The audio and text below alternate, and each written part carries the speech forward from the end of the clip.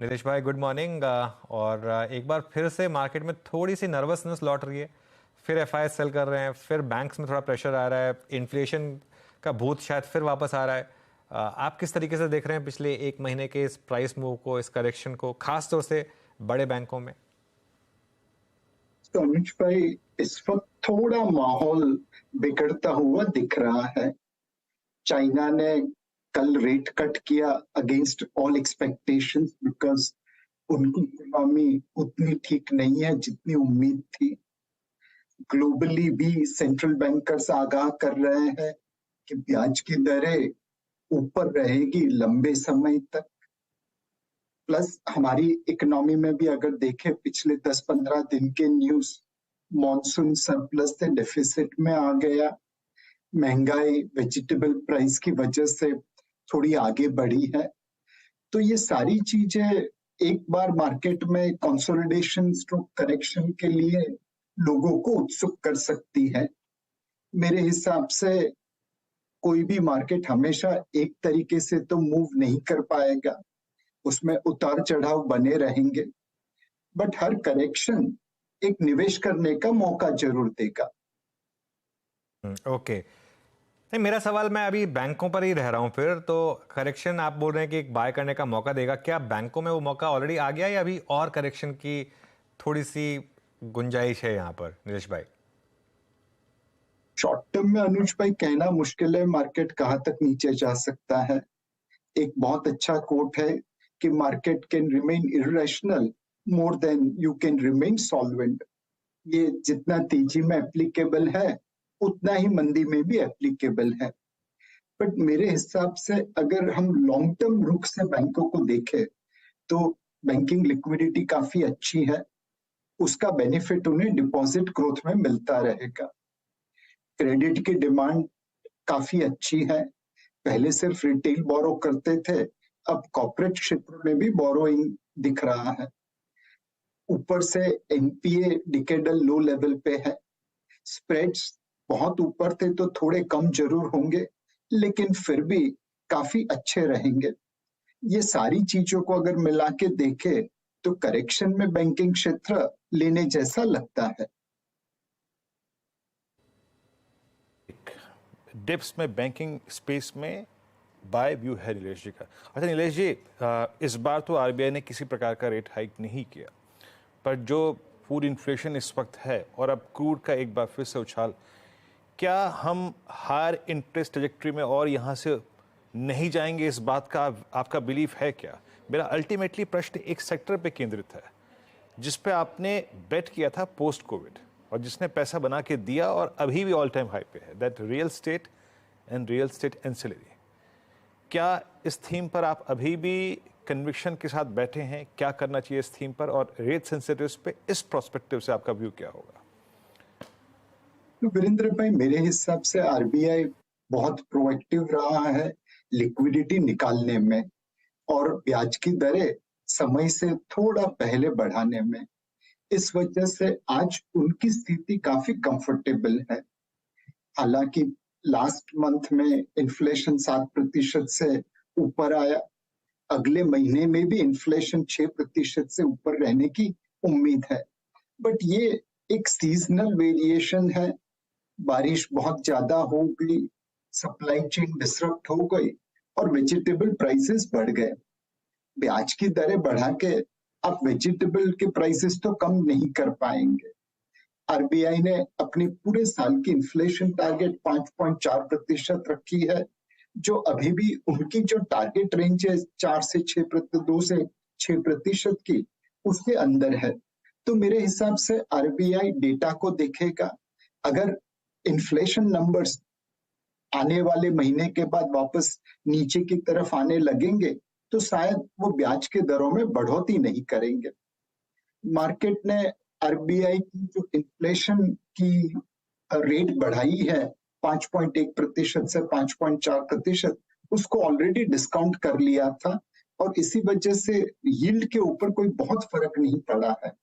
मेरे हिसाब से इंटरेस्ट रेट्स एक रेंज बाउंड फैशन में रहेंगे, 7% शायद नीचे की तरफ for 10 year yield, 7.40 7.50 on the higher side, और उस वजह से उसकी रियल एस्टेट या रेट सेंसिटिव सेक्टर के ऊपर बहुत बड़ी इम्पैक्ट नहीं पड़ेगी।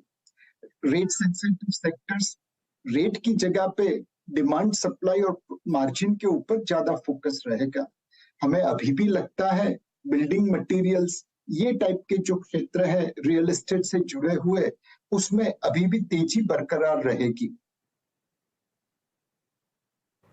ओके, अभी भी इस स्पेस में तेज़ी रहेगी और मानते हैं नीलेश जी कि स्ट्रेंथ परसिस्ट करेगी। वाकई आई मीन पॉली कैप को देखिए, आप एस्टिल को देखिए, आप सेंचुरी प्लाई को देखिए, गजब पैसा बना है इस स्पेस में। अच्छा नीलेश जी, अप्रैल मई जून जुलाई की अवधि में एक स्पेस को हमने एक बहुत स्मार्ट रिकवरी में आते देखा और सडनली ये इंडेक्स, निफ्टी फार्मा इंडेक्स अपने ऑल टाइम हाई पे आ गया और इस बार के अर्निंग्स में विजिबल था कि वो कंपनियां जो कि अपना रेवेन्यू का एक सब्सटेंशियल पार्ट यूएस से लेके आती है वो बहुत अच्छा कर रही हैं। तो जो लोग इस बार इस रैली में निवेशित रहे, पैसा कमाया, उनके लिए क्या मैसेज है आपका? फार्मा को कैसे देख रहे हैं आप इस वक्त? मेरे हिसाब से वीरेंद्र भाई, फार्मा क्षेत्र की तेजी का एक कारण यह है कि पिछले 1-2 सालों से वो चला नहीं था, तो वैल्यूएशंस काफी रीजनेबल थे। दूसरा, यूएस मार्केट में जो मार्जिन कम हो रहे थे, घट रहे थे, उसके ऊपर एक बॉटमिंग आउट प्रोसेस हो गई और हमने देखा कि कुछ कंपनी ने नए प्रोडक्ट लॉन्च ही नहीं किए डिस्पाइट अप्रूवल, बिकॉज उसमें मार्जिन ठीक ठाक नहीं था। तीसरा, यूएस में जेनेरिक मेडिसिन के स्टॉक्स बहुत कम हो गए थे, उस वजह से वहां के जो 3 या 4 बड़े डिस्ट्रीब्यूटर्स है जो पूरी मार्केट को कंट्रोल करते थे, उनके ऊपर प्रेशर आया कि आप मैन्युफैक्चरर्स को इतना नहीं निचोड़े कि वो धंधाई करना बंद कर दे, अल्टीमेटली हमें दवाई के स्टॉक्स भी चाहिए। तो ये सारी चीजों ने मिला के एक बॉटमिंग आउट प्रोसेस चालू कर दी थी फार्मा सेक्टर में। वहां से फार्मा सेक्टर्स चल पड़ा एंड मुझे लगता है कि अभी भी इसमें थोड़ी तेजी बाकी है। वैल्यूएशंस रीजनेबल है। कुछ फार्मा क्षेत्र में एमएनए के डील्स होंगे। जनरली हमने देखा है कि जब स्ट्रेटेजिक बायर फार्मा कंपनी खरीदता है तो वो मार्केट प्राइस से प्रीमियम देके खरीदता है। उस वजह से भी एक री रेटिंग फार्मा सेक्टर में हो सकती है। नीलेश भाई, ऑटोज में अब क्या किया जाए? वो आपने जो 2 साल पहले एक बहुत शानदार एक पोर्टफोलियो बेट ली थी कि पूरे ऑटो सेक्टर का मार्केट कैप जो आपको बता रहा था कि एक बहुत बड़ी रैली आ सकती है यहाँ पर, अब सारी लेग्स फायर कर रही हैं यहाँ पर। 2 व्हीलर हो, 4 व्हीलर हो, ट्रैक्टर्स हो, कमर्शियल व्हीकल्स हो, कोई भी स्टॉक यहाँ पर अब ऐसा नहीं है जो 52 वीक हाई के आसपास ना हो। यहाँ पर क्या भी बन रहा है अब? अनुज भाई, ऑटो सेक्टर में जैसे आपने बताया कि पिछले 1.5-2 साल में बहुत अभूतपूर्व तेजी आई है और वो जो सारी चैलेंजेस थी सप्लाई की, रॉ मटेरियल प्राइस की, वो अब पॉजिटिविटी में कन्वर्ट हो चुकी है। मुझे लगता है यहाँ पे ऑटो सेक्टर को एक कंसोलिडेशन करना पड़ेगा और यहाँ से अगली मूव के लिए वो किस प्रकार से फ्यूचरिस्टिक टेक्नोलॉजी में निवेश करके रिजल्ट दिखा सकते हैं, उसके ऊपर रहेगा। इलेक्ट्रिक व्हीकल हो, हाइड्रोजन फ्यूल सेल कार हो या कोई नई तरकीब हो, मे बी ऑटोनोमस व्हीकल की, किस प्रकार से भारतीय कंपनी इन प्रकार की फ्यूचरिस्टिक टेक्नोलॉजी में निवेश कर सकता है और ग्लोबल कंपटीशन के सामने अपना मकाम कायम रख सकता है, उसके ऊपर ऑटो सेक्टर की यहाँ से नेक्स्ट चाल चलेगी। मुझे लगता है यहाँ पे कुछ समय के लिए ऑटो सेक्टर को कंसोलिडेट होना पड़ेगा। समय के लिए ऑटो को यहाँ कंसोलिडेट होना पड़ेगा। नीलेश भाई, एक रीसेंट जो आईपीओ आए थे जो अब फॉर एग्जांपल कुछ मैं नाम ले रहा हूँ, आपसे मैं स्टॉक स्पेसिफिक कमेंट नहीं मांग रहा हूँ, लेकिन एक जैसे ड्रीम फॉक्स आया था, कुछ और 2-3 स्टॉक्स आए थे जहाँ पर बहुत ज़्यादा तेज़ी बनी थी। अभी पिछले कुछ हफ्तों में यहाँ पर हमने काफ़ी करेक्शन देखा है। ये आपको कुछ लग रहा है कि जो नए आईपीओज आ रहे हैं अब यहाँ पर थोड़ा सा एक आज भी लिस्टिंग हुई है वो बहुत बड़े प्रीमियम पर हुई है, क्या यहाँ पर अब आपको थोड़ा सा रिस्क लग रहा है कि ये जो नए आईपीओज आ रहे हैं, जिस तरीके के सब्सक्रिप्शंस आ रहे हैं, जिस तरीके की लिस्टिंग गेन्स हो रहे हैं? अनुज भाई, हमने बहुत सारे आईपीओस में देखा कि उनके फंडामेंटल और उनकी प्राइसिंग के बीच में बहुत बड़ा गैप था एंड जनरली जब इस प्रकार की आईपीओ में चाल दिखने को मिलती है तो मार्केट कहीं ना कहीं करेक्शन मिलता है।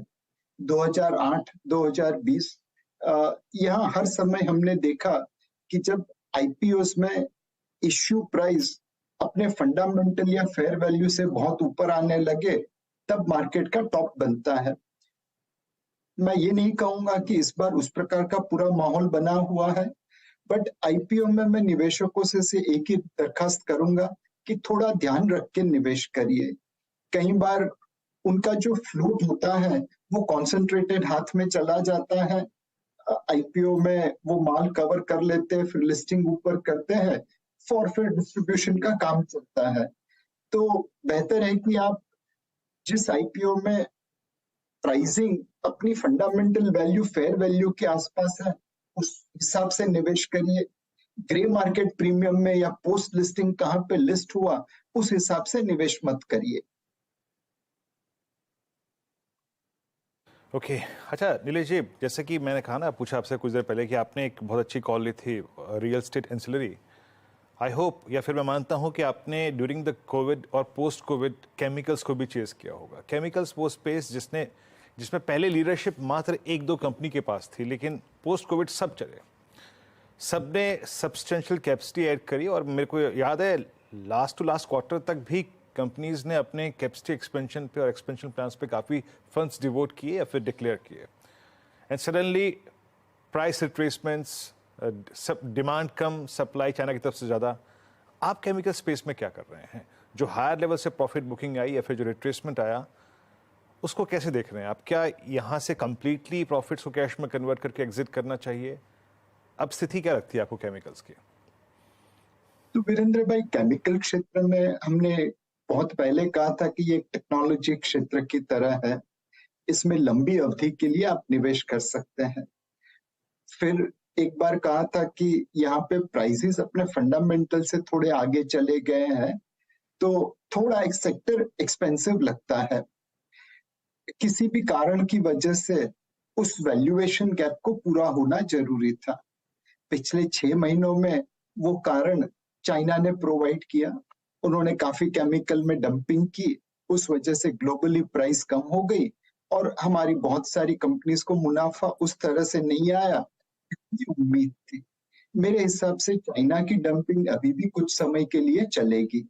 उनकी इकोनॉमी में ग्रोथ की शॉर्टेज दिख रही है और उनकी सरकार पूरा प्रयत्न करेगी अलग अलग प्रकार की सब्सिडी देके अपनी केमिकल कंपनीज को दुनिया में सप्लाई करने के लिए। तो मेरे हिसाब से केमिकल क्षेत्र में कुछ समय के लिए अभी भी आशंका के बादल बने रहेंगे, पर जो कंपनी स्पेशलिटी केमिकल्स में है, निश केमिकल्स में है, शायद उन्हें चाइना के डंपिंग की वजह से उतनी इम्पैक्ट नहीं आएगी। केमिकल क्षेत्र में इस वक्त सेक्टर स्पेसिफिक से ज्यादा स्टॉक स्पेसिफिक निवेश करना होगा। कुछ केमिकल कंपनी ऐसी भी हैं जिन्होंने जो नई कैपेसिटी लगाई है वो बहुत ज्यादा कीमत पे लगाई है, तो उस कीमत पे रिटर्न ऑन इक्विटी शायद उतना नहीं बनेगा जितना लेट्स से पुरानी कंपनीज के प्लांट का बनेगा। तो अगेन ये एक फैक्टर भी आ जाएगा, इन्होंने किस प्रकार से कैपेसिटी एक्सपैंड की और उस कैपेसिटी पे क्या आरओई जनरेट कर पाएंगे। तो इस करेक्शन में केमिकल क्षेत्र में निश केमिकल, स्पेशलिटी केमिकल और जिनके प्लांट रिटर्न ऑन इक्विटी दे सके, बहुत ज्यादा कीमत पे नहीं लगे हैं, उसके ऊपर ध्यान देना चाहिए।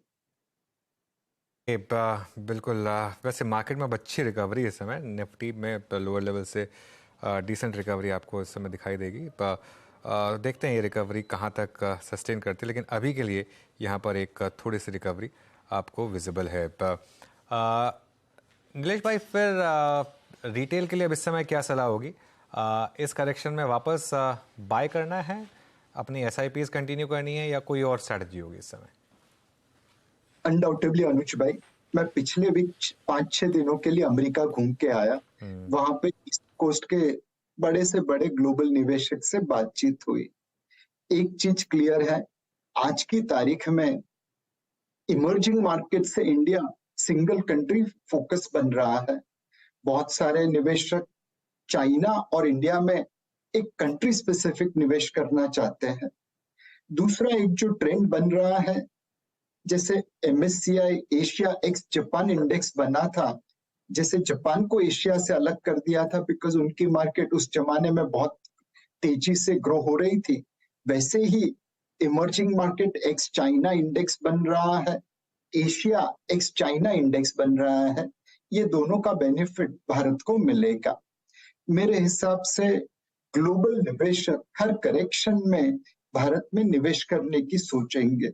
उन्हें भारत के प्रति बहुत अच्छी बहुत ज्यादा आशा है, बहुत अच्छी अपेक्षा है। तो हर करेक्शन में उनकी तरफ से बाइंग बनी रहेगी, वैसा लगता है। रिटेल इन्वेस्टर्स को भी मेरे हिसाब से हर करेक्शन में निवेश करना चाहिए। भारत की लंबी ग्रोथ स्टोरी है। आज हम दुनिया की 5वीं बड़ी अर्थव्यवस्था है, कल तीसरी बड़ी अर्थव्यवस्था हो जाएंगे। परसों तीसरी और दूसरी के बीच में जो गैप है उसे हम कम कर देंगे। तो ये ग्रोथ स्टोरी में रोलर कोस्टर राइड की तरह है, बीच में हमें उतरना नहीं है और सेफ्टी बेल्ट छोड़ना नहीं है। जब तक आप ये 2 चीज फॉलो कर सकते हैं, तब तक उतार चढ़ाव का आनंद लीजिए, और जब यात्रा का अंत होगा तब आपको जरूर आनंद महसूस होगा कि हमने ये यात्रा पसार की। So every correction is a great opportunity to buy. Last सवाल, तो आप इतना ट्रैवल कर रहे हैं, इतना मतलब बाहर घूम रहे हैं, क्या यहाँ पर भी एंटरटेनमेंट PVR आइनॉक्स, क्या आप गए गदर देखने या OMG 2 देखने या कोई भी रिसेंट मूवी? क्या शानदार रैली चल रही है इन सब स्टॉक्स में। आई नो, मुझे मतलब मैंने आपका ट्वीट पढ़ा था अनुज भाई कि आप गेटी गैलेक्सी में गदर को देखने गए और जो माहौल देखा वो बहुत ही काबिले तारीफ था। तो बस आपके ट्वीट के बाद मुझे भी लग रहा है कि अब तो ये देखना चाहिए। बिल्कुल, देख के आइए, काफ़ी एंटरटेनिंग पिक्चर है, मज़ा आएगा आपको। नीलेश भाई, बहुत बहुत शुक्रिया जुड़ने के लिए आज हमारे साथ और बात करने के लिए हमसे। धन्यवाद। ओके, चलिए।